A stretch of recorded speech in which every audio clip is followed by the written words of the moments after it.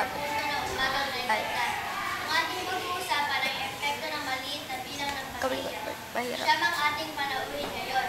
Pakinggan natin ang kanilang mga saloobin. Alalayan ni likod yun eh. Kalaban. Ayos. Po si Father Ibis. Bilang pare, sabi ko po, huwag natin ikitahan Dapat bilang naman ng pamilya. Dahil kung lumaki man ang bilang ng pamilya, ay marami makakabuti din ito dahil makakapagpapagod din ito sa bilang ng pamilya. Manik, huwag ka makulit. Eh, volume ba?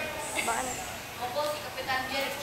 Ngunit sa tingin ko po ay mas makakabuti kung maliit ang bilang ng pamilya. Dahil hindi ko lang sa pagkain, may ng tubig at sa pagiging sa anak. Tignan mo dapat. Binidyo. Naman po, si Mary Santiago, sumasang-ayon po ako kay Kapitan dahil ang mga malalaking Huwag ka pamilya malikot. May. ay... Na. Last question.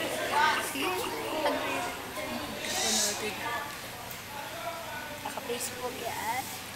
Ang Facebook na to, pare. Si Mary Santiago, sumasang-ayon po ako kay Kapitan dahil ang mga maliliit na pamilya ay nasirahan.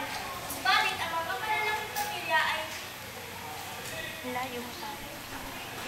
Tut. nagpapatayo lamang sa mga ilog at dagat. Yan tawag tuloy ito, Miss Potter.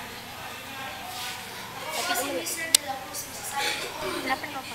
malaki ang epekto. Tama siya ba yung punto-punto? Ako po si Mr. De La Cruz, masasabi ko po, malaki ang Bert, tanggal ba?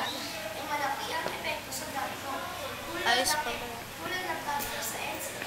Yung una. Ako po si Mrs. De La Cruz. Dadagdag ko rin po na kung maliit lang ang bilang ng pamilya, bawat Pilipino ay mayroong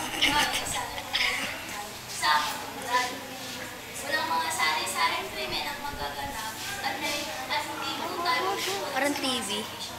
Uy! Diretso lang.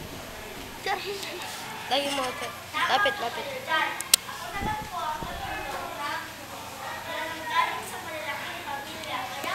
Kaya hindi po kami Parang layo mo na ako sa pangit ng mukha. Pumapasok na kami sa... Lapit mo. Paano ba yun? Si dato pare. Wag ba yan? Wag yan. Ako po si Clara De La Cruz. Lapit mo. Huwag kang makulit! Huwag kang malikot. Huwag kang malikot. Layo mo. Huwag kang malikot. Nakabulit mo dyan eh. Uy! Laka! Laka, wala na, yan na. May nakatawa na ba yan? Oo. Oo, wala na. Yan. Kasi layo na. Manikod mo ko hawakan. Magagawa.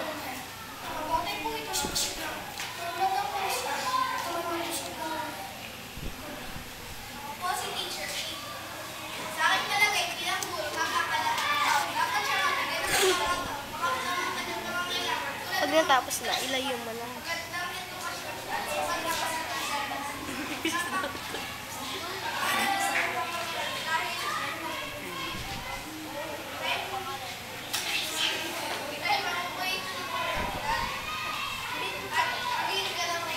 Swerte pala maging teacher.